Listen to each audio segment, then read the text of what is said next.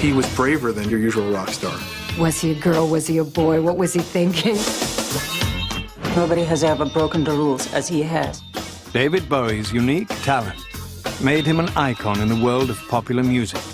His fearless approach to everything from art and fashion to acting and sexual role-playing made him a rock and roll revolutionary. He battled social prejudice, personal tragedy, and even drug addiction. I thought, who are you? What have you become? But his key to survival was almost constant change. He could reinvent himself every couple of years, but if he didn't make great records, people wouldn't be interested. David's role has been monumental in expanding the concept of what a pop star or a rock star or an entertainer can be.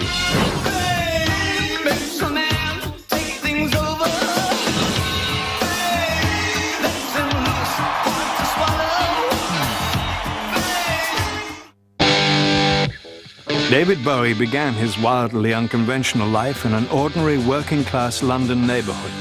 For the conservative post-war residents of Brixton, playing by the rules was the key to success. But by rejecting conformity, David Bowie would ironically become Brixton's most famous native son. Now Ziggy played guitar.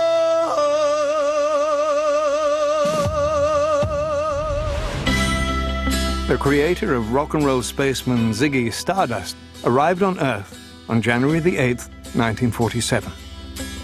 He started life as David Robert Jones, and though his given name was fairly run-of-the-mill, the household he grew up in was far from conventional. His parents, Hayward Jones and Peggy Burns, were unmarried. David was the couple's first child together, and each of them already had other children from previous relationships. In fact, it wasn't until David was 8 months old that Hayward and Peggy were wed.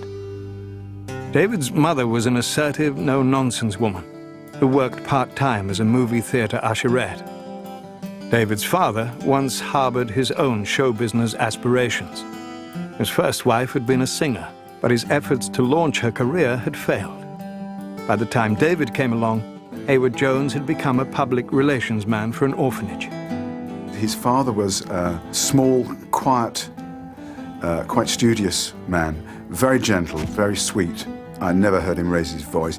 His mother, she was a little sterner. I know he loved his father very much, and he was probably closer to his father than to his mother. David also shared a strong bond with his half-brother Terry Burns. Terry was a real big brother to David.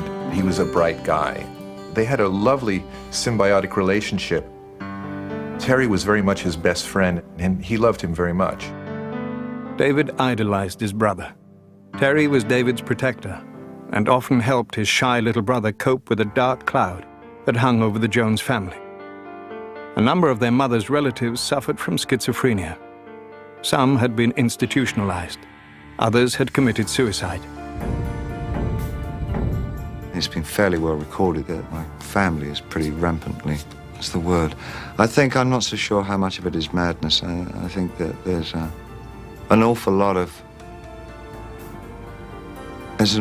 emotional and spiritual mutilation goes on in my family.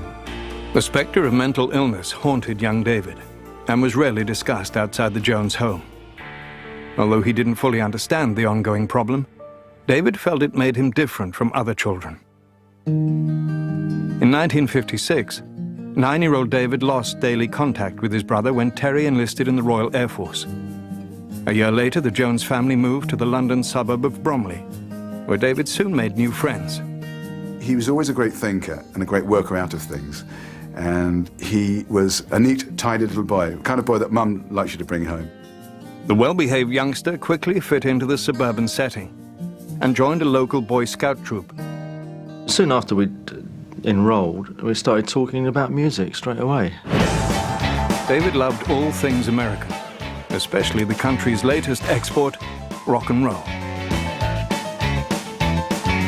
We were listening to the stuff that was out and that shocked our parents. Elvis Presley, Fats Domino, and Little Richard. Ready, set, go, man, go. Little Richard was different from every other performer on the music scene. Ready, ready, set, I'm ready. Ready, ready, set, I'm ready. Ready, ready, set, I'm ready, ready, ready to rock and roll.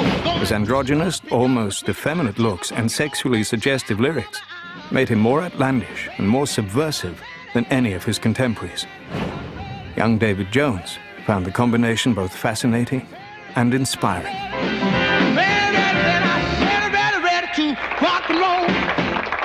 I wanted to be a white Little Richard at 8, or at least his sax player.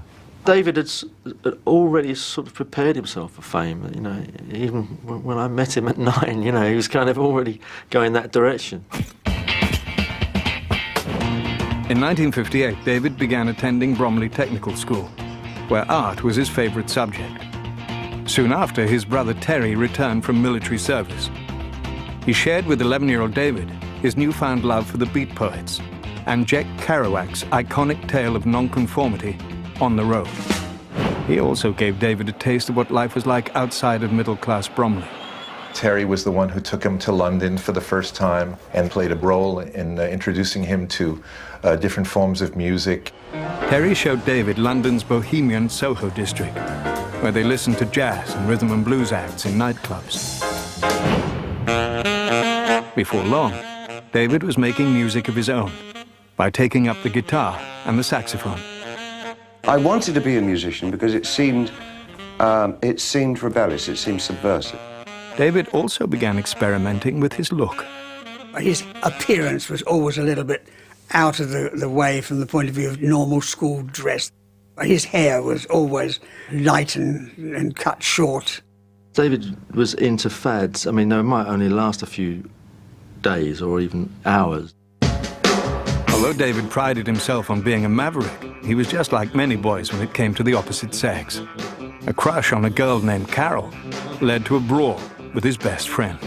My fist and his face made contact, should we say. Unfortunately, caused a bit of damage to his eye, and that was not the intention at all. David was rushed to the hospital, where doctors feared he might lose the sight in his left eye. It took 3 operations to repair the damage. Though surgeons were able to prevent blindness, David's pupil remained permanently dilated. As a result, he appeared to have eyes that were different colors. Later on, David said to me, I did him a favor. So, I mean, a lot of people think it's quite an interesting thing to have 2 different colored eyes. The injury kept David out of school for 3 months. And during that time, his feelings of being an outsider became more intense. I felt often, ever since I was a teenager, so adrift and so not part of everyone else, with so many dark secrets about my family in the cupboard, that it kind of made me feel very much on the outside of everything. But rather than dwelling on his feelings of alienation, David threw himself even further into music. Though he loved rock and roll, he also enjoyed listening to show tunes performed by cabaret singer Anthony Newley. When I was a teenager, I sincerely wanted to write musicals for the West End and for Broadway. Though music was David's greatest passion, he also loved clothes. And the more outrageous, the better. I would be a mod walking around Bromley in my mod clothes, and he would be an arty type walking around in his art school type clothes with his art school chums. We used to walk around Bromley trying pulling as many birds as we could, thinking that we were God's gift, talking about being famous. By 1962, a new group called the Beatles was creating waves in Britain. And 15-year-old David set out to make some noise of his own. That summer, the budding rocker began testing his talent in a series of bands. His first, the Conrads, covered pop tunes and lasted about a year. He and friend George Underwood next formed an R&B group, the King Bees. With David now calling himself Davy Jones, the band even cut a single. It went nowhere. When the King Bees broke up soon after, George Underwood set his sights on becoming a graphic artist. But David was devastated by the split. He said, it's all right for you. You've got your art. For me, this is my life. I know what he meant. It's like sort of, he'd committed himself and he's got to go, there's no turning back. With the Beatles' invasion of America and the growing popularity of Britain's newest sensation, the Rolling Stones, David was even more determined to find fame as a musician. His next band was the Manish Boys, and he had a plan to make sure people heard more from the group than just their music. The rebellion of the long hairs is getting underway. A 17-year-old, Davy Jones, has just founded the Society for the Prevention of Cruelty to Long-Haired Men. Well, I think we're all fairly tolerant, but for the last 2 years we've had comments like "darling" and "can I carry a handbag" thrown at us. I think it's just had to stop now.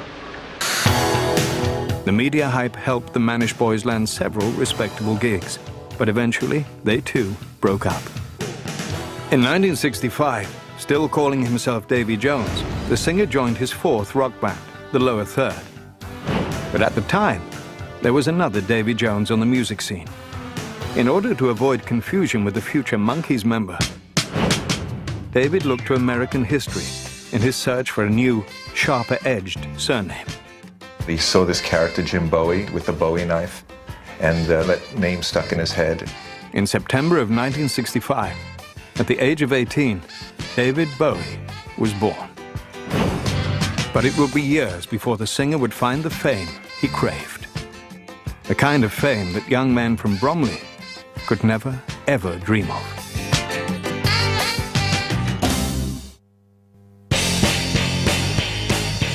By 1966, the London scene was in full swing. From the fashions of Carnaby Street and the world's first supermodel Twiggy, the music of The Who and the Yardbirds, a new youth culture had transformed the city's once buttoned-down lifestyle. That same year, David Bowie released his first solo single, Do Anything You Say. Though the song, which Bowie also wrote, failed to register on the charts, it did help him get a manager. The 19-year-old was signed by Ken Pitt, who'd once been the British representative for such stars as Judy Garland, Frank Sinatra, and Duke Ellington. Ken was a lot older than us, and he must have been at least 20 years older, and a showbiz kind of icon in the sense of theater. One of Pitt's first suggestions was for Bowie to put together a cabaret act featuring nightclub standards and show tunes. David at first liked the idea and began rehearsing, but he soon decided he wanted to do more than sing other people's material and went back to writing and recording his own music. But David's career frustrations paled in comparison to a devastating development in his personal life. His 29-year-old half-brother Terry began exhibiting signs of schizophrenia.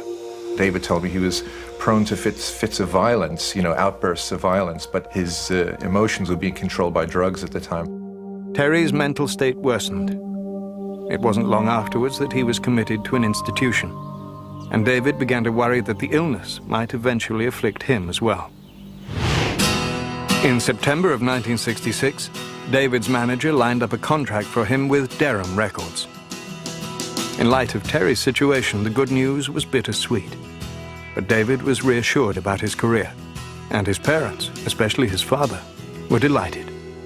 David's father was very supportive. He did encourage him a lot with his music. Unfortunately, David's debut album entitled David Bowie sold poorly. The singer was discouraged, but his manager had more plans for him. Ken Pitt convinced his client to pursue acting in addition to music. And in 1967, David was cast as a drawing that comes to life in the short film The Image.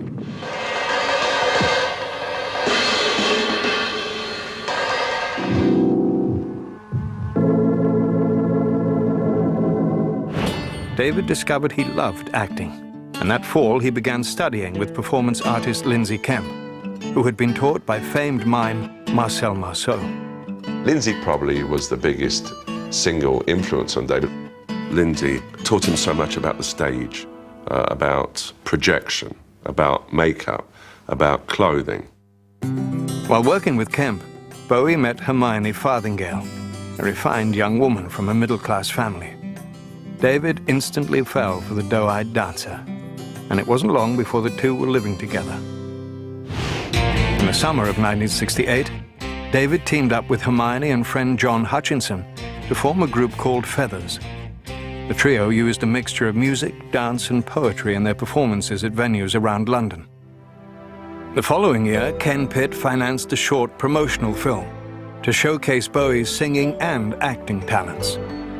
Love You Till Tuesday was built around several of David's songs. But David was devastated when Hermione broke up with him during production, explaining that she felt overwhelmed by the intensity of their year-long relationship. He was pretty upset that his girlfriend had just left. Broken-hearted, actually, bless his heart. She was obviously very important to him. David tried to dull his pain by focusing on a new venture. In 1969, he helped organize the Beckenham Arts Lab. The performance workshop was run out of the back of a local bar and gave various artists a chance to showcase their material. David also continued to develop his own ideas. A few months earlier, he'd seen the futuristic adventure 2001, A Space Odyssey, and had been inspired to write and record a song called Space Oddity. The tune was the tale of an astronaut named Major Tom, who is lost in space. The single was released in July of 1969, just days before the first manned moon landing. Ground control to Major Tom. 7, 6, commencing countdown, engines on. 3, 2, check ignition, and may God's love be with you.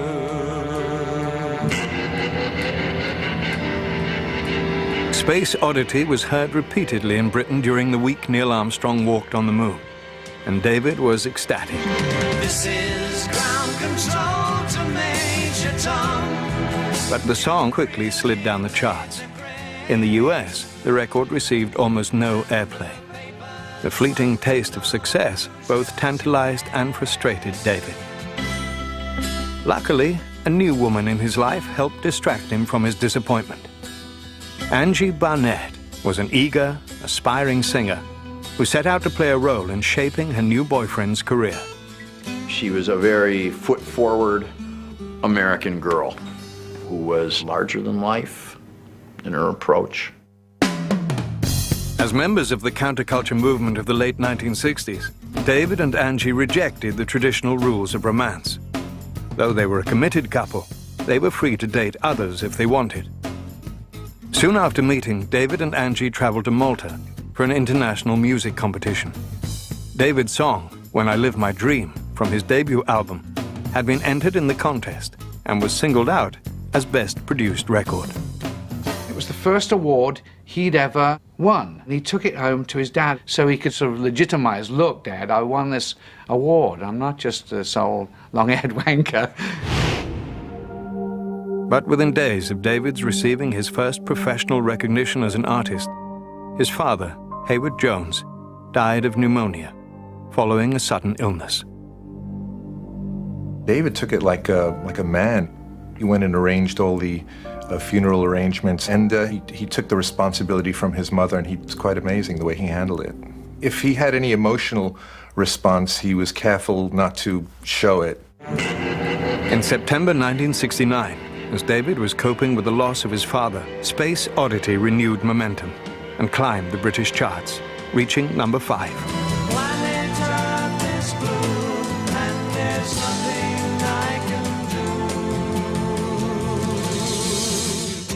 Almost immediately, David tried to build on the success of the song by releasing a second album.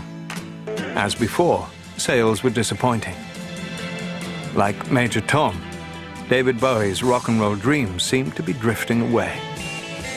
But by taking a controversial approach to performing, the singer's career would soon be launched into a whole new orbit.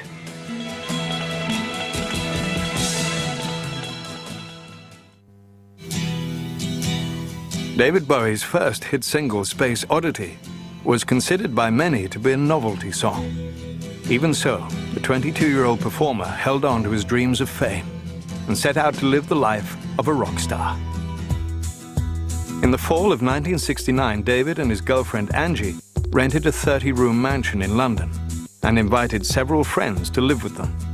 We were about 7 people. We were like college kids. We had parties, and all kinds of strange people came in. It was really nice. It was like a hubbub of creativity.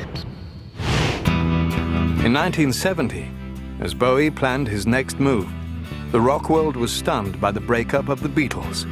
followed closely by the drug-related deaths of Jimi Hendrix and Janis Joplin. By now, drug use was common among musicians and fans alike. David himself experimented, as did singer Lou Reed, who pulled no punches in writing songs about the trend. Bowie admired Reed's music, which pushed the boundaries of rock and roll by exploring themes of unconventional sex, cross-dressing, and social unrest. Lou Reed was very important for all of us that thought we were very hip in those days, that's for sure. Because Lou was out of the box. Lou Reed and his group, the Velvet Underground, were part of Andy Warhol's artists consortium, The Factory. David was intrigued by Warhol's revolutionary approach to creating art. But the singer's fascination with American avant-garde artists didn't stop there. He was also a fan of a raucous, over-the-top rocker named Iggy Pop. Nobody ever said they liked Iggy and the Stooges. You just didn't admit to that in 1970 unless you were cross-dressing or on some sort of drugs or had just dropped out of life or high school, really. David was drawn to Iggy's wild nature. And in time, Bowie would incorporate aspects of the American avant-garde into his own work. David is a master of embracing a number of disparate elements and then fusing them into something totally unique. In the spring of 1970, David formed a new group with the tongue-in-cheek name, The Hype. The band included Mick Ronson, John Cambridge, and Tony Visconti. I went on the stage in a white leotard, and I was Hype Man, and David was Rainbow Man, wearing like all these diaphanous scarves like hanging from his wrists and all that. David found that performing as a fictional character gave him more freedom to express himself through music. I was not a natural performer. I didn't feel at ease on stage. But I felt really comfortable going on stage as somebody else. And it seemed a rational decision to keep on doing that. But audiences who saw The Hype didn't like the costumed band members. They were yelling at us the whole time, calling us faggots and whatever, whatever filthy homophobic name you can think of. David was upset by the crowd's response, but sexual slurs were not enough to make him retreat into more safe styles of performing. 1 month later, in his childhood home of Bromley, the maverick artist made a surprisingly conventional move when he married Angie. David's mother attended the ceremony, but the wedding didn't change the rules of David and Angie's open relationship. Following his marriage, the singer took a bold step in his professional life when he ended his 4-year affiliation with his manager, Ken Pitt. This new thing, this kind of psychedelic rock thing, which was happening in the late 60s, Ken had no idea what this was about. And David, being a young man, saw the future flash before his eyes, and Ken Pitt didn't quite fit into that. Bowie soon signed with the new manager. Lawyer Tony DeFries was in sync with David when it came to music and promotion. He said, I'm gonna make you as big as a skyscraper. Tony DeFries would have painted sparrows yellow and sold them as canaries. Angie also played a role in helping David break out from the growing crowd of aspiring rock stars. She suggested that her husband assume a more androgynous look, and soon David was wearing feminine clothing, even dresses. I don't think he would have worn a dress without Angie's encouragement. She said that it's okay to do this. She's outrageous. She's a very outrageous woman, and David definitely needed a dose of outrageousness in his life at the time. Bowie's new cross-dressing style quickly captured the attention of the press, who seemed to be more interested in David's sexual preferences than in his music. You'd see it in the tabloids at the time. That was, Wowie, Bowie, and people were always yelling at him, are you a boy or a girl? David appeared on the cover of his next album, The Man Who Sold the World, with long locks and wearing an elegant gown. One reporter commented that the singer looked more like Lauren Bacall than a rock and roll star. David laughed off the taunts and innuendos and surprised the public even further in May of 1971 when he and Angie welcomed a son, Zoe Bowie. David was thrilled to be a father, but there was little time to enjoy his new child. His career was finally gaining momentum, and within weeks, he was scheduled to travel to New York to sign a lucrative contract with RCA. David's first album with his new label was Hunky Dory, which included the hit single Changes.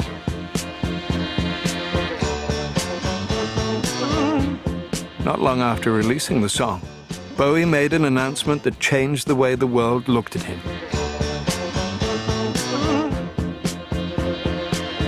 In an interview in the trade paper Melody Maker, the flamboyant new star declared that he was gay. That was incredibly brave, very brave. There was some kind of British horror, shock horror, outrage in the press, as there always is. But I remember thinking, oh yeah, good for you.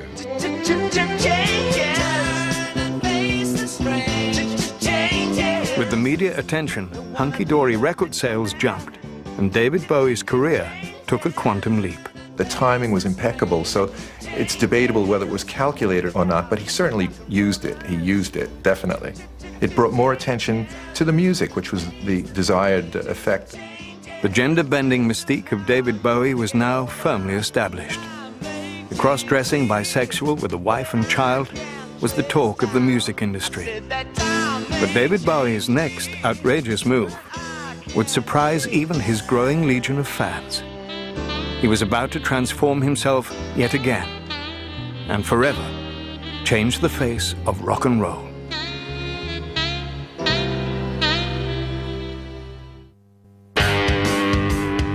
In 1972, Jesus Christ Superstar was rocking audiences on Broadway. Pioneer 10 was launched into space, carrying messages for potential extraterrestrial life forms. And a burglary in Washington, D.C. started a scandal that would force President Richard Nixon out of office. That same year, 25-year-old David Bowie took all the elements he'd learned about the performing arts and fused them together to create a daring, new stage persona, Ziggy Stardust. Now Ziggy play guitar, jamming good with weird and spiders from Mars. When he played it left hand, but he made it too far, became the special man. Then we were Ziggy's band. One of the inspirations for David's character was a 1950s American rock singer named Vince Taylor. He was out of his gourd, totally flipped. I mean, the guy was not playing with a full deck. Taylor was convinced that there was a connection between himself, UFOs, and Jesus Christ. During one performance, Taylor announced that he, in fact, was Jesus Christ. And it was the end of Vince, his career, and everything else. And it was that and his story which really became one of the essential ingredients of Ziggy.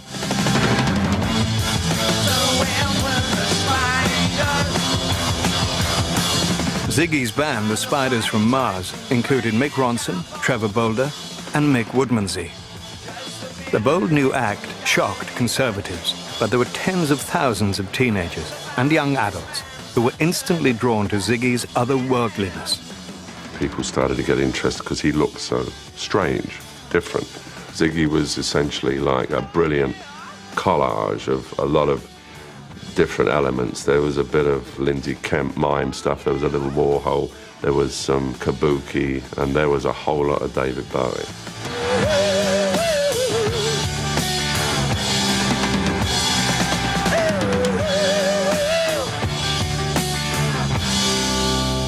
Now Ziggy played guitar. The rise and fall of Ziggy Stardust and the Spiders from Mars proved to be David's breakthrough album. It hit stores on June the 9th, 1972, and went gold soon after. Ziggy came at the right time. You could feel the buzz in the air. It was like bigger than David, bigger than the band, bigger than the record company. It was almost like something that was meant to be in history. One of the keys to Ziggy's success was Bowie's complete dedication to his extraterrestrial creation. I believe in my part all the way down the line, right the way down.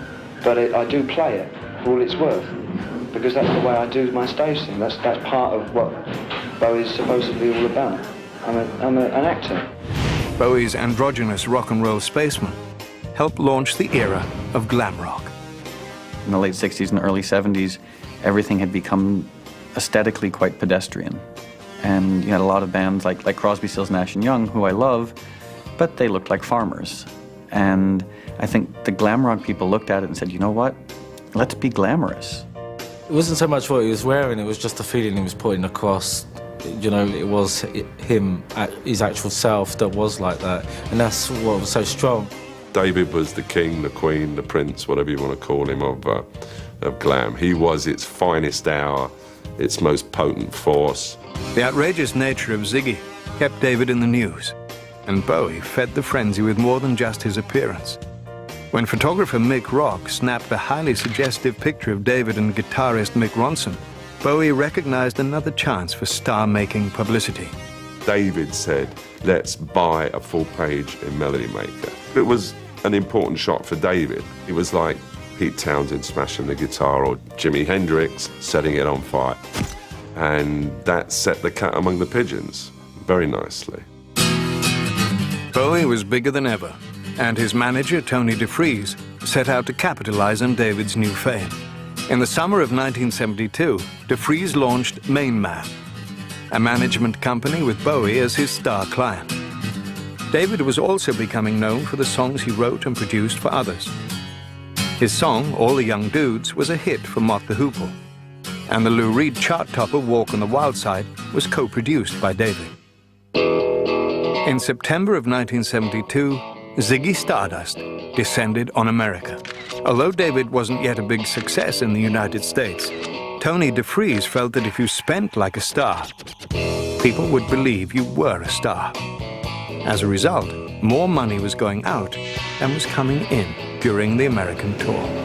Everyone was staying at the Plaza, the Beverly Hills Hotel, room service 24 hours a day, roadies getting their underpants laundered, and lunatics were running wild, and no one was saying no. The hype was maintained, and the bills were being paid with unearned advances that Tony DeFries secured from RCA Records. I think that was Tony DeFries' genius. He got these guys to okay and cough up all kinds of money for an act that was not making them much money at that point in time. As the American tour progressed, David began to be put off by his wife Angie's ongoing efforts to direct his career, and their relationship became strained. She would help organize things, but once the show got to America, it all started to go to another level in terms of the development of what was going on, and I don't know that she ever learned how to handle it that well. Ziggy's journey across the United States was a critical success, but unchecked spending made the tour a financial disaster. Even so, when Bowie returned to England, he was treated like a conquering hero. I want to see him. They said he was coming around the back. I've been waiting for ages to see him. What David's fans didn't know was that their idol had less money in his pockets than they did. But that didn't keep David from indulging in recreational drug use. And David's narcotic of choice was cocaine. Right at the beginning, there wasn't much of that going on. After America, there started to be a lot more.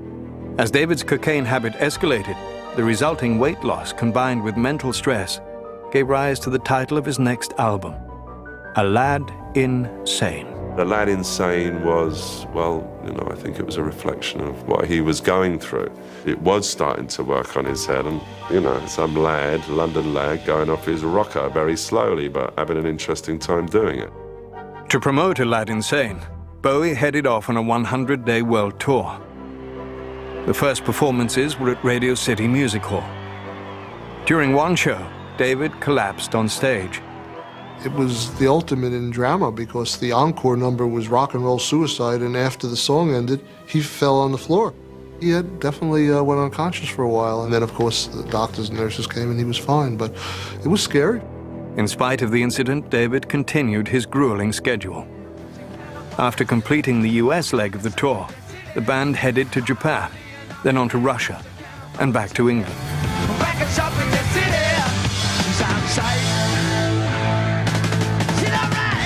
When Bowie returned home, he learned that Aladdin Sane was #1 on the charts. The news should have made him happy, but it didn't. In the midst of all the Ziggy Stardust hype, David Bowie felt he had lost his way. Still don't know what I was waiting for. Time is running wild. A million dead-end streets. Every time I thought I'd got it made, it seemed the taste was not so sweet. All the feedback was coming to Ziggy Stardust. I mean, not to David Jones from Brixton. So he had created this alter ego, and the alter ego took over his entire life. David continued to play to sold-out houses throughout Great Britain, including London's Hammersmith Odeon on July the 3rd, 1973. But to the audience's surprise, at the end of the show, the 26-year-old rock star made a startling announcement. Not only is it the last show of the tour, but it's the last show that we'll ever do. Thank you. Less than a year and a half after creating Ziggy Stardust, the shock rocker was giving up the character that had brought him fame, and fans were left wondering if David Bowie was just another shooting star who'd burned out before his time. Thank you very much. Bye-bye, we love you.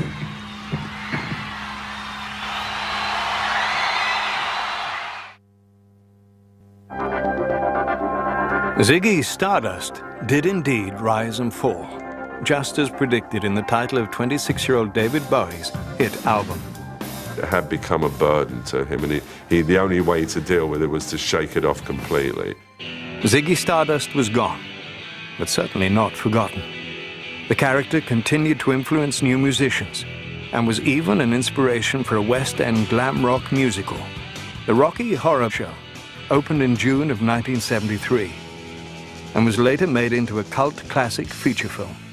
So, come up to the lab and see what's on the slab. In July 1973, Bowie had 5 albums in the top 40, 3 of them in the top 15, which was unprecedented for a solo artist. The singer's self-imposed retirement didn't last long. That fall, while Gladys Knight and the Pips, Cher, and the Rolling Stones were topping the Billboard charts, David released Pin-Ups, a tribute to some of his favorite British pop stars from the 1960s. He also set out to create a rock musical based on George Orwell's 1984.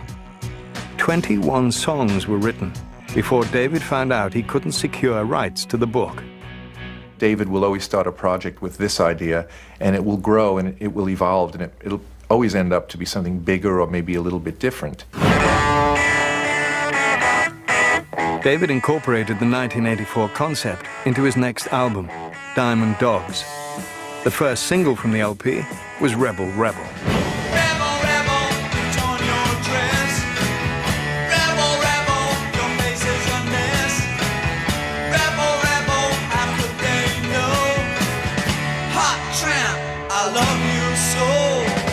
Bowie continued to act the rebel in his personal life. Although he was still married to Angie, David started a serious relationship with singer Ava Cherry, whom he'd met while touring. She was just a young girl, a lot of eye candy, and you're on the road, and he was always promiscuous along with Angie. They had a lifestyle that suited certain things. Initially, David's wife seemed fine with the arrangement. But when Bowie moved to New York and began living with Ava, Angie's feelings changed. She was jealous, she was upset, and even though she was doing what she wanted to do, for her it wasn't a two-way street. It was like, I want to play around, but I want you to be faithful to me. By now, Bowie's method of writing songs was as unconventional as his marriage. He'd begun using a device he called cut-ups, a technique inspired by writer William Burroughs. He would basically cut out words from an article, from a newspaper, from a book, wherever. I tried doing it with diaries and things. I've used this method only on a couple of actual songs, but I've used it for more than anything else. is igniting anything that might be in my imagination. It's not because you're short of ideas necessarily, it's because it puts you into territories that you wouldn't otherwise get into. You wouldn't be led there by your own taste. David continued his efforts to break the rules when he began planning the tour for Diamond Dogs. He envisioned an elaborate staging that would combine music, mime, and dance. Bowie wanted performance artist Tony Basil to choreograph the show, and his manager, Tony DeFries, spared no expense in his efforts to woo her. When I was taken to dinner, David wasn't there, but there were several people with us, and the money that was being thrown around was a lot of money. Even more money was spent on the production itself.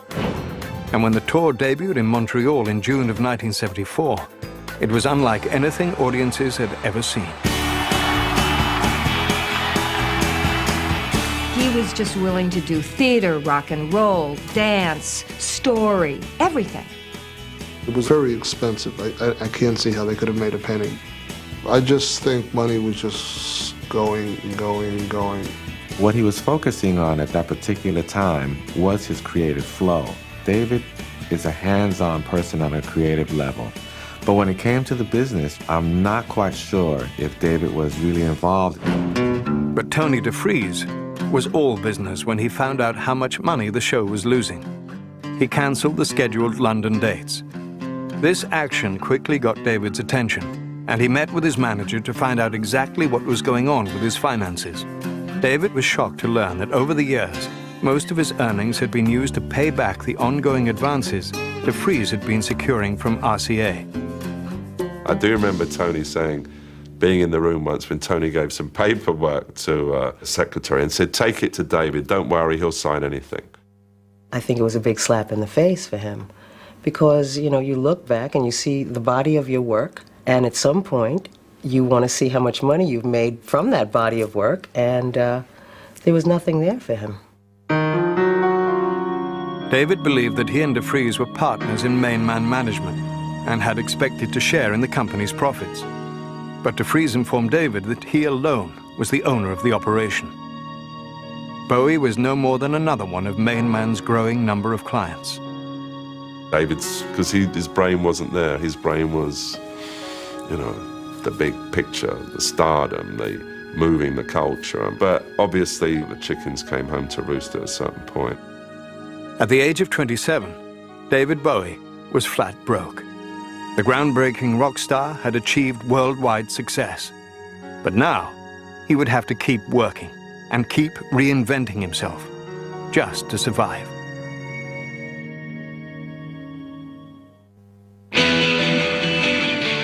In 1974, David Bowie found himself in serious financial trouble. The rock star realized that developing an interest in the business side of his art was critical to his survival on the music scene. He quickly scaled back production on his extravagant Diamond Dogs tour. But although David was now cautious about how money was being spent on the concerts, his limited personal funds were still being depleted by his ever-growing cocaine habit. His diet often at the time was, cocaine and milk, so it was sort of pure white experience. There's a fly floating around in my milk, and there's a foreign body in it, you see, and he's getting a lot of milk. It's kind of how I feel. The destructive effects of David's addiction kept him underweight and paranoid about the world around him. Oh, we're not stopped.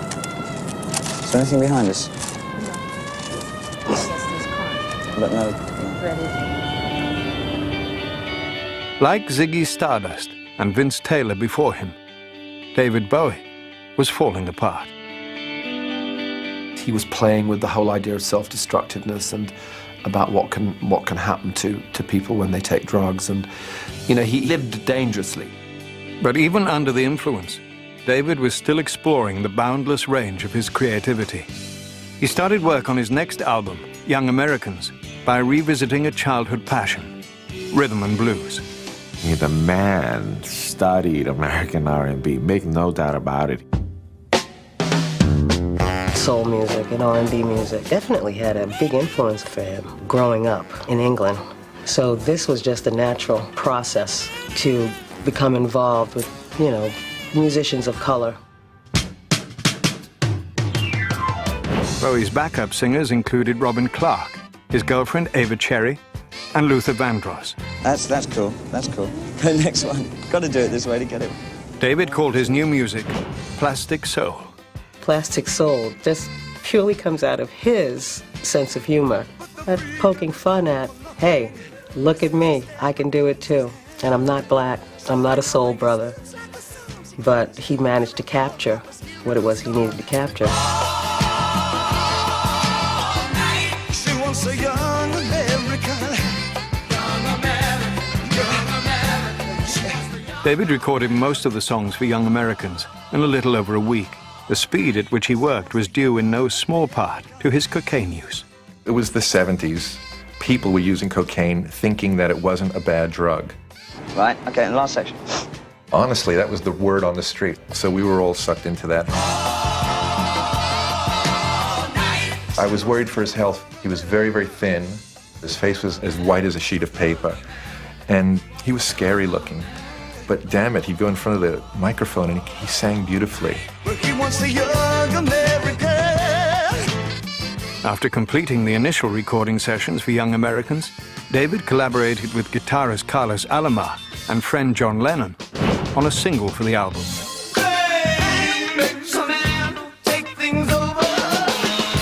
Fame was especially personal for David. Through it, he expressed some of his frustrations about his finances and management.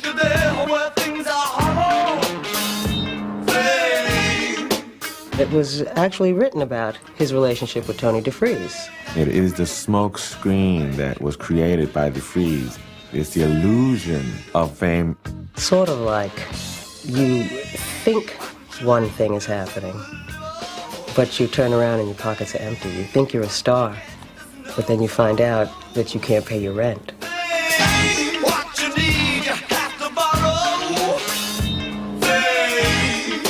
Fame became David Bowie's first #1 hit in America, but its success only further reminded him of his unhappiness with Tony DeFries. John Lennon was an old pro when it came to dealing with managers and agents, and counseled David on what he should do. When John found out what was happening, he said, you need to take control of this. David followed the former Beatles' advice and took legal action to terminate his contract with DeFries.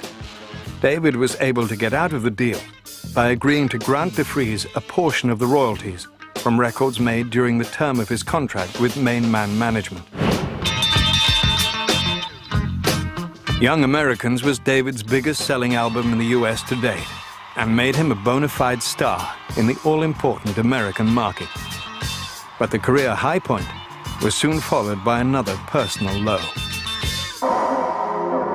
In 1975, the 28-year-old singer moved to Los Angeles, where his cocaine habit finally caused him to lose touch with reality. Los Angeles was one of the worst periods, I think, in my life, I think. I got into a lot of emotional and spiritual trouble there. He told the story of waking up one morning in Los Angeles in the gutter, some gutter, he didn't know which gutter, and thought, if I don't do something about this, I'll die. In June of that year, David took a break from music when an acting opportunity came his way. Director Nicholas Roeg was casting the part of an extraterrestrial in his latest film. David's name was among those suggested for the leading role. Physically, David was perfect for The Man Who Fell to Earth, a film about a space alien trying to save his drought-stricken planet. He just looked like a person from another planet. At that time, he had the kind of strawberry red hair with the blonde streak, and he's very, very thin, and the two different colored eyes. Although Bowie had limited acting experience, Nicholas Roeg felt David could handle the complexities of the role. But the director was concerned about David's reputation as a drug user. When Nick Ryan went to first meet him, he said that during the movie, he would not be doing any drugs, so fine with us. It's a fantastic movie about power, space, time, and the visitor. David David Bowie stars in The Man Who Fell to Earth. The Man Who Fell to Earth was only a modest success at the box office, but David's thoughtful performance earned him critical praise. In 1976, David released his next album, Station to Station, and unveiled yet another performance guise, the elegant, thin white Duke. The character was a far cry from the androgynous Ziggy Stardust. He was doing the clean, chiseled look. The outfits were made specifically to give him a long, lean look. Station to Station was David's highest-charting album since Diamond Dogs, and included the top single, Golden Years. Golden years, go. Don't let me hear you say life's taking you nowhere. Revenue from the LP and income from his top-selling greatest hits collection, Changes One Bowie, put David back on solid financial ground. He soon moved his wife and son into a spacious home near Montreux, Switzerland, where his earnings could be sheltered from taxes. But David and Angie did not live as husband and wife. A few months later, David set out on his own and took a small apartment in Berlin. There, he tried to kick his long-time drug habit. There was a lot less doping going on. He was living over an auto parts store with no central heating, so everything becomes a little more basic, a little more homemade of necessity. David's creative drive was re-energized in the new, simpler environment. While in Berlin, he produced Iggy Pop's album, The Idiot. He'd done some really creative work on The Idiot as a musician for me. Basically, it says Iggy Pop and his band. Most of his band is just David Bowie overdubbing himself. In 1976, as the glam-influenced and drug-saturated world of disco was being embraced by the mainstream, David Bowie was struggling to stay clean and sober. He was also determined to remain true to his art and set out to create yet another unconventional style of music.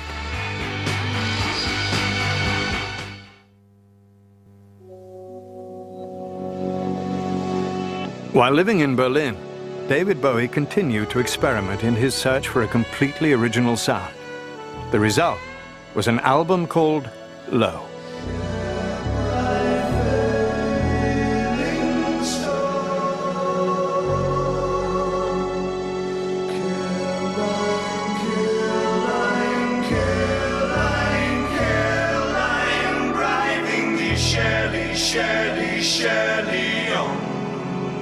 It was a kind of experiment in seeing what kinds of emotions pop music could cope with.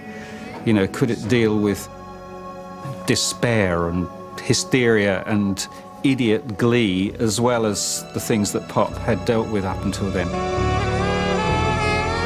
But the avant-garde Low stumped record industry executives and David's fans alike.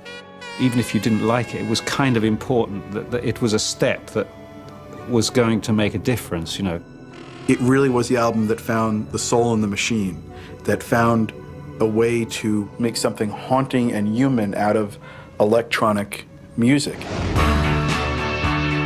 Low sold poorly, but rather than scrapping his experimental new style, David made 2 more LPs which were also intended to break the pop music mold, Lodger and Heroes. The title track from Heroes became a hit for David. Though nothing will keep us together. We can beat them forever and ever. Oh, we can be heroes just for one day. In addition to exploring new modes of music, David made time to indulge his lifelong love of painting. David would just sit in his flat and smoke and paint and write a song. I think he wanted to make sure he was continually doing something productive and creative. He was always thinking that way. In December 1977, the now 30-year-old rock star surprised his fans when he appeared with Bing Crosby on a family Christmas special for CBS. I'm Bing. Oh, I'm pleased to meet you. You're the one that sings, right? Well, right or wrong, I sing either way. Oh, well, I sing too. Oh, good. In fact, I've got a 6-year-old son, and he really gets excited around the Christmas holiday thing. We just thought, I can't believe it, you know. David Bowie with Bing Crosby. What a marriage. Come, they told me, ba-rum-ba-bum-bum. A newborn king to see, ba-rum-ba-bum-bum. Bing was made more contemporary by it, and at that point, David wanted to diminish his role in the whole kind of underground, renegade, you know, lifestyle. Our finest gifts we bring, ba-rum-ba-bum-bum, rum-ba-bum-bum, rum-ba-bum-bum. The Bing Crosby special overflowed with traditional family cheer. But, ironically, Bowie's own home life was miserable. His marriage to Angie had deteriorated to the breaking point.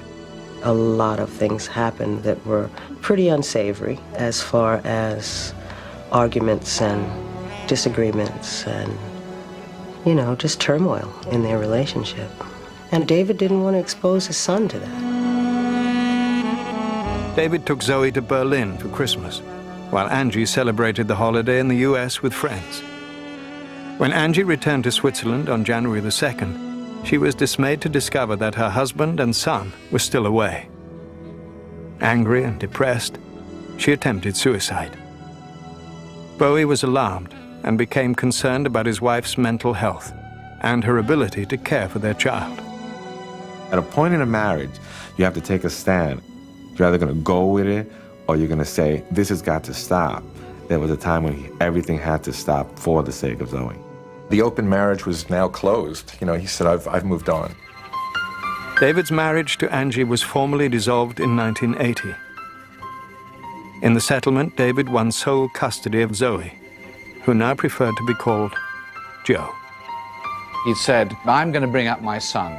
And that's a bold move to do for somebody in entertainment. He totally became both parents to Joey, and he was great. The newly single father was determined to be a positive role model for his son. But there was one problem. Bowie had yet to completely overcome his substance abuse. Let's be real about addiction. It doesn't just happen, oh, suddenly I'm just going to stop. Sometimes it happens in a gradual level. David did not want his son to see him in a certain condition. And I think that eventually made it so that he was able to back off and back off and back off. Because when you have things going right for you, you don't really need that kind of high. In the fall of 1980, David moved to New York, where he made his Broadway debut in The Elephant Man. The versatile performer starred as John Merrick, a man afflicted with a grotesque, disfiguring disease. The Elephant Man, that appealed to me because of I have a sort of eclectic thing about freaks and isolationists and alienated people. I kind of gather information on people like that. Without the use of heavy makeup, David portrayed the deformed outcast by manipulating his voice and twisting his body into a misshapen stance every night. His earlier training as a mime helped him achieve the desired effect. You are a famous actress. I am not unknown. You must display yourself for a living, then, like I did. That is not myself, Mr. Merrick. That is an illusion. Oh, this. This is myself. This is myself, too. Audiences were captivated, and Broadway's toughest critics gave Bowie high marks for his work. During the run of The Elephant Man, Bowie released his 17th album. Scary Monsters and Super Creeps included the single Ashes to Ashes, with lyrics alluding to an earlier chapter of David's life. Do you remember a guy that's been in such another song? I've heard a rumor from ground control. Oh no, don't say it's true. Bowie revived Major Tom for the song and described the lost spaceman's struggle with drug addiction. To promote the single, he created a video version of the story. Ashes to ashes, funk to funky. We know Major Tom's a junkie, strung out in heaven's high, hitting an on-time road. Ashes to Ashes is an incredible song because he was playing off his own myth. I think it's deeply personal, but it's also incredibly public because it's a way of exercising that ghost. Visual interpretations of songs were nothing new, but the complex imagery of the Ashes to Ashes music film helped put Bowie at the vanguard of the rock video revolution. I think David Bowie's influence on early music videos was probably the greatest influence of all. He wasn't frightened to do something that was surreal. He wasn't frightened to go back to French silent surrealist movies. He wasn't frightened to do anything.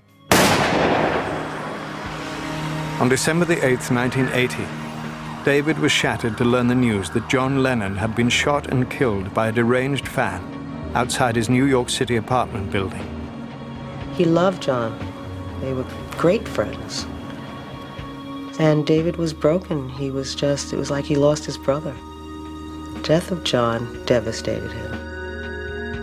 The circumstances of Lennon's death sent shockwaves through the entertainment community. 3 weeks later, when his run in The Elephant Man ended, David left New York and returned to Switzerland, where he mourned the loss of his friend and former collaborator. In 1982, David threw himself back into acting when he starred as a rapidly aging vampire in The Hunger, opposite Susan Sarandon and Catherine Deneuve. But before the film was released, David received the disturbing news that his beloved brother Terry, who was still institutionalized, had jumped from a window in an attempted suicide. Terry survived the fall, and David rushed to see him. Characteristically, David said little to friends about his brother's situation. As far as mentioning his family, it wasn't something that he readily did, nor was it something that we brought ourselves into or brought up.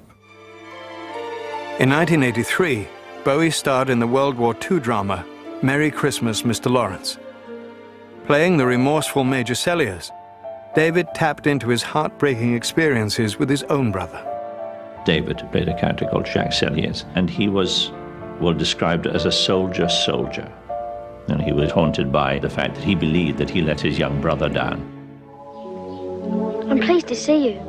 Really, Jack? I wanted to come. Don't apologise. But I've wronged you badly. Help me water these things.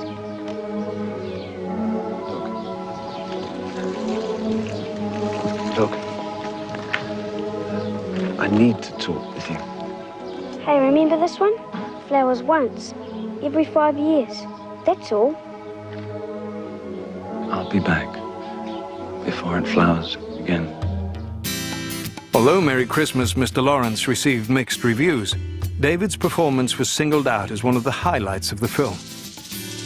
After successfully carving out a name for himself as an actor, David felt ready to again focus on his music.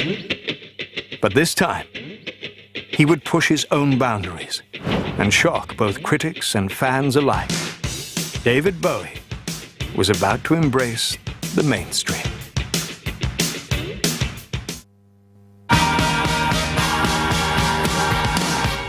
By 1983, the music video was all the rage in the recording industry. That year, 36-year-old David Bowie signed a 5-year contract with EMI Records and made several videos to showcase his songs. Put on your red shoes and dance the blues. Dance to the song they're playing on the radio. Let's Dance went into heavy rotation on MTV, the new cable outlet designed to showcase music videos. The single was an overnight sensation and rocketed to the top of the charts. Sway through the crowd to an empty space. Video killed certain radio stars, but Bowie was one of this rock stars from an earlier generation who was perfect for MTV. He just has that majestic presence that made him a star for a new generation. The Let's Dance album went platinum just 8 weeks after its release. In addition to the title song, the LP produced 2 other top 20 hits, China Girl and Modern Love.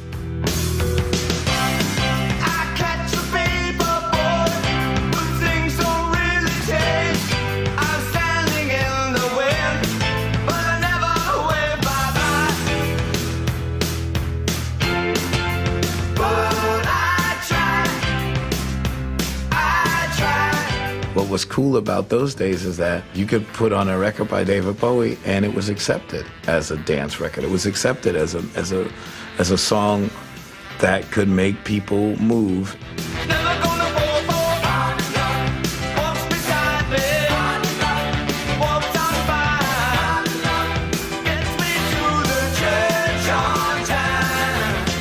David's fan base exploded.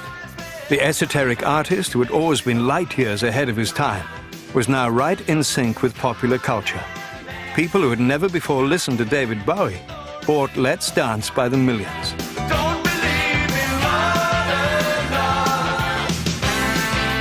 The Let's Dance period was very, very accessible.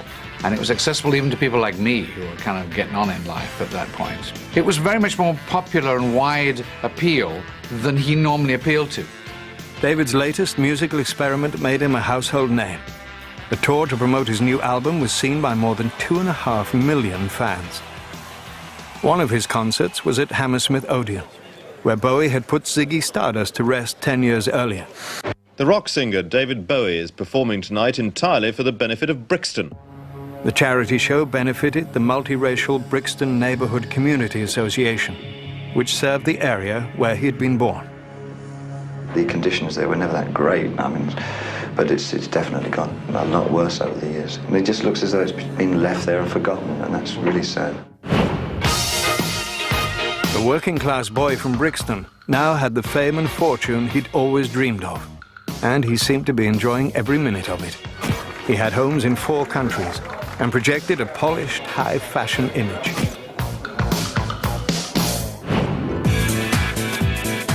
By 1984, David found himself topping the charts in the company of pop stars like Tina Turner, Phil Collins, and Michael Jackson.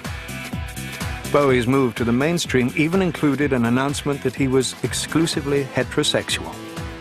It's a testament to Bowie that people found it strange that he slept with women. I remember saying, why do we care so much? I mean, ultimately, who he sleeps with is less interesting than who he makes music with. But David Bowie's new middle-of-the-road image changed his direction in more ways than one. For the first time in his career, the musician began writing songs that weren't necessarily from his heart. It seemed obvious that the way that you make money is give people what they want, and so I started giving people what they wanted.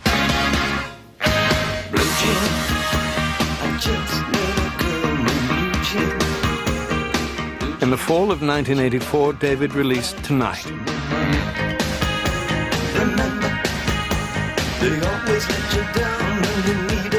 Though sales of the album were strong, music critics felt the record was creatively bankrupt.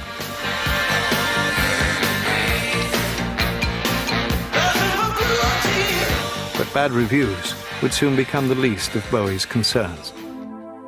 In January of 1985, David received the shocking news that his brother Terry had committed suicide. David was overwhelmed with grief. When he died and the whole thing happened, I think that David withdrew, and he didn't really share that with anyone, nor I don't think he wanted to. So it was a very difficult period, knowing that as friends we wanted to reach out, but we didn't want to bring up a subject that might cause him undue distress. The loss of his brother was heartbreaking for David. But later that year, he put his own problems aside in order to bring attention to the plight of people starving in Africa. He was one of dozens of rock stars who performed at the Live Aid concert at London's Wembley Stadium.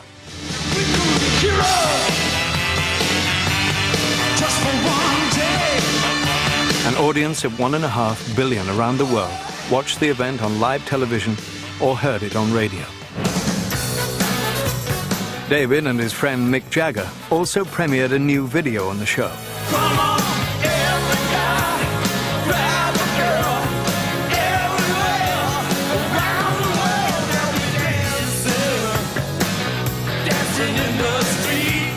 Dancing in the Street soared to #1, with all the profits going to benefit Live Aid.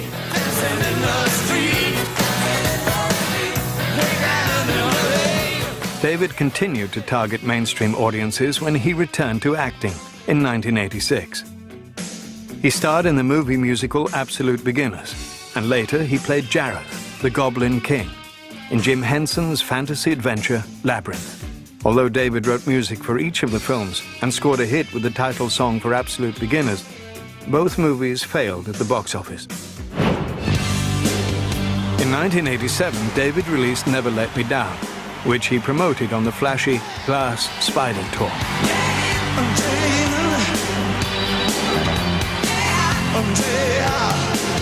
But the show's production numbers, costume changes, and special effects left most audiences cold. It was just a sort of David Bowie does Vegas version of himself. It was such a spectacle that it was completely boring. I was like totally like, what the hell? This is so un-rock and roll. David Bowie's brief love affair with the mainstream was coming to an end. It just dried me up as an artist completely, because I wasn't used to doing that. What I'm used to doing is being very stubborn, obscure, confrontational in my own indulgent way, and enjoying every second of it. In 3 short years, David Bowie's career had reached spectacular heights.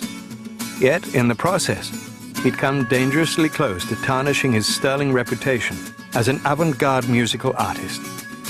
But the prolific performer would soon take off in yet another new direction. And this time, David Bowie would find success on his own terms.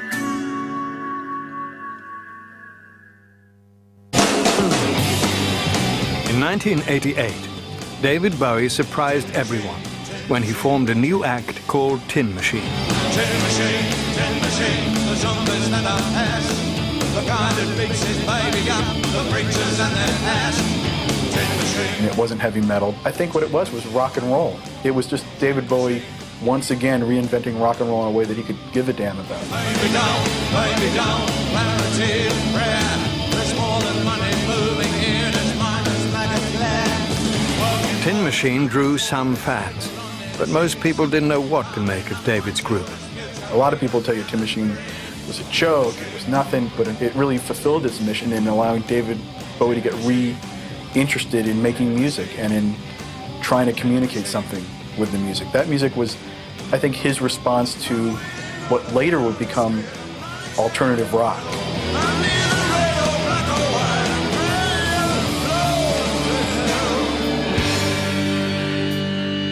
David found creative fulfillment with Tin Machine and was looking for the same kind of stability in his personal life. For 2 years, he dated American ballet dancer Melissa Hurley and even made plans to marry her. But ultimately, the 43-year-old singer and the 22-year-old dancer grew apart and split up. In 1990, David was introduced to international fashion model Iman at a small dinner party arranged by a mutual friend. Before the night was over, David has set his sights on a new romance. He claims that he knew immediately I was the one. It took me maybe a week. After 6 months together, the love-struck rock star proposed to his girlfriend over a candlelight dinner in Paris. David courted me a very old-fashioned way, which was such a delight. People don't expect things like that from him. You know, they think he's so hip and happening, and but he's truly an old-fashioned gentleman. In April of 1992, David and Iman were married. First in a civil ceremony, and again 6 weeks later at a lavish wedding in Florence, Italy. David's now 20-year-old son, Joe, served as his best man. At his wedding, there was Brian Eno, Bono, and Yoko Ono. And I thought, there's a gag waiting to happen, Eno, Ono, and Bono. How often, do you get all 3 of those at one wedding? David swept me off my feet, and I'm still off my feet. He has managed somehow, I don't know, miraculously, to have my heart flutter when he walks into the room still. So, yes, he's definitely the one. He's definitely my one. In 1993, David's marriage to Iman inspired him to release his first solo project in 5 years. Black Tie, White Noise was a very personal album for David. It included Jump, They Say, a song he wrote about his brother Terry's suicide. He has no eyes, they say. He has no mouth. They say, hey, that's really something. They feel he should get some time. I say he should watch his ass, my friend. Don't listen to the crowd that say jump. It had been more than 7 years since Terry's death, and it had taken David nearly that long to come to terms with the tragedy. One almost gets a sense that Terry is this ghostly figure in his whole career, this sort of the path that he was fortunate enough not to take. That always seems to be a part of his work, the fine line between madness and insanity, and his music has, walked that line at times.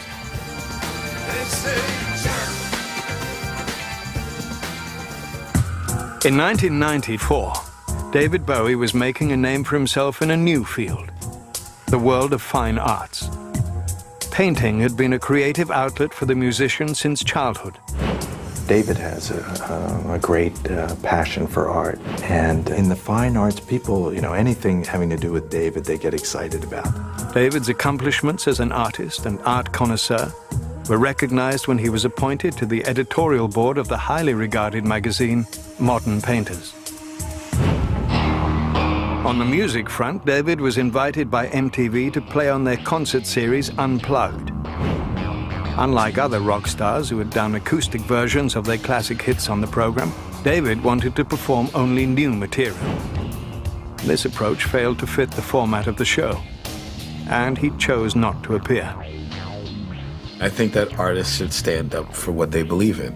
He said some things to me that I call Bowieisms that I keep to this very day. And he would say things to me like, Niall, if you come from art, you'll always be art. Bowie's choice to put artistry first was also evident in his next project. Outside was a concept album about art and murder.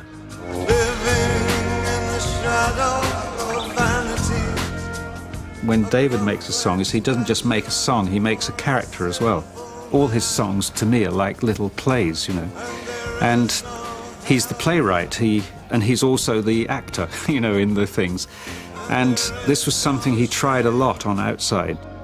When it came time to tour with the album, Bowie invited Trent Reznor and his industrial rock band, 9 Inch Nails, to join him. He said he's just finished a new album that he doesn't expect it to sell well, and if we tour together, he expects his band will probably get blown off the stage because of what he's trying to do, but that's not, it doesn't matter, it's about, I have to do this. It's a kind of living. That fearlessness is really, it's inspiring to be around, and I think there needs to be a lot more of that in music today. There is no hell. Reactions to the Outside tour were mixed. The LP itself received some critical praise, but as David had feared, it was not a commercial success. Bowie took another chance with his next album, Earthling, and scored a top 20 hit in Britain with the single Little Wonder. Stinky weather, fat, shaking hand, dopey morning, dog grumpy nose. Little wonder then, little wonder, you little wonder you. In 1996, Bowie's wide-ranging musical achievements were officially recognized when he was inducted into the Rock and Roll Hall of Fame. He understands that he has a huge legacy and that he has left a big imprint on modern culture. He was not someone to look back very much. I think it's hard for him in a way nowadays because people want him to look back all the time, and David still, he's concerned about his latest record.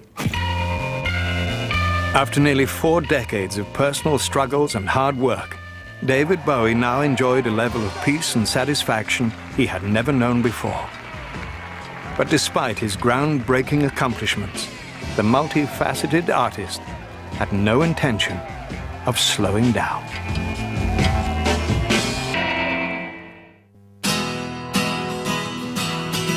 At the age of 53, David Bowie became a father again, when he and his wife Iman celebrated the birth of a daughter, Alexandria. David was overjoyed, and this time, without career obligations to keep him away from home, Alexandria quickly became the center of his life. She's totally spoiled by him. You know, of course, he was over the moon that her first word was Dada, and I kept on telling him, no, that's the easy word. No, he's not buying it. At one point, I asked him, I said, how are you, how's it going? And he says, oh, I'm a stay-at-home dad, David owed the stability he now had in his personal life to years of being clean and sober. And all the while, David's relationship with his son Joe had remained close. My relationships with my friends, my family, everybody around me are so good and have been for so many years now. I wouldn't do anything to destroy that again. In 2002, David released Heathen under a new contract with Columbia Records. The initial single from Bowie's 35th album was Slow Burn. These are the darkest of all. Like a slow bird leading us on and on and on. In the fall, David also released The Best of Bowie, a collection of his most popular songs and performances. That same year, the 55-year-old rock visionary continued to energize the music scene when he headlined the Area 2 tour. He was joined on the road by hip-hop artist Busta Rhymes and one of Bowie's avant-garde musical heirs, Moby. The new music that he's making, it's really remarkable. It's just as good as music that he was making 10, 15, 20, 30 years ago. Wham, bam, thank you, ma'am. 1 month later, the 30th anniversary of Ziggy Stardust was celebrated with a digitally remastered version of Bowie's breakthrough album, along with a theatrical re-release of D.A. Pennebaker's concert film of Ziggy's last performance.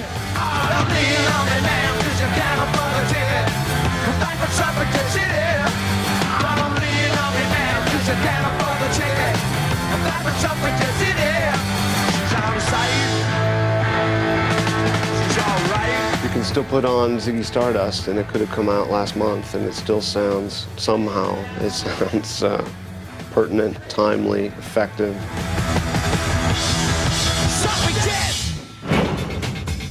Over the years, bands such as Talking Heads, R.E.M., and U2 have cited David Bowie's body of work as a major influence on their music.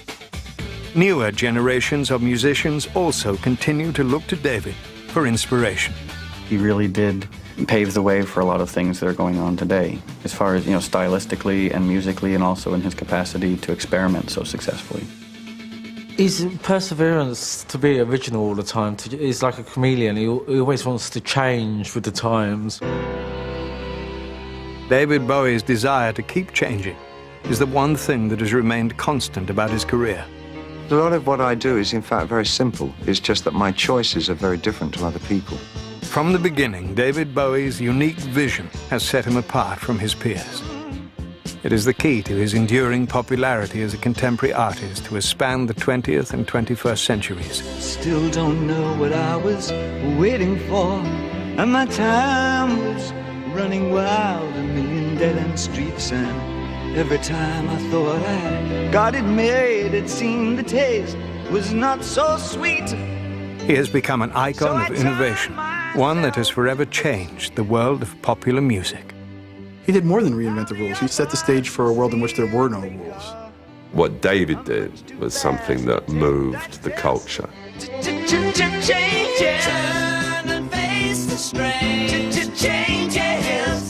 David Bowie is constantly analyzing things. Curiosity, I think, is the most single thing that propels him forward. David had a sense of fearlessness, cultural fearlessness. He's someone who's had an ability to dictate trends as opposed to follow them. Time may change me, but I can't trace time. David taught younger musicians how to be free. He has, against all odds, become a very, very respected artist. Now, to continue to create great stuff, when most people would just rest on their laurels, he's right out there, he's right at the forefront of creativity, and he's cool. I said that time may change me, but I can't trace it. David Bowie is cool.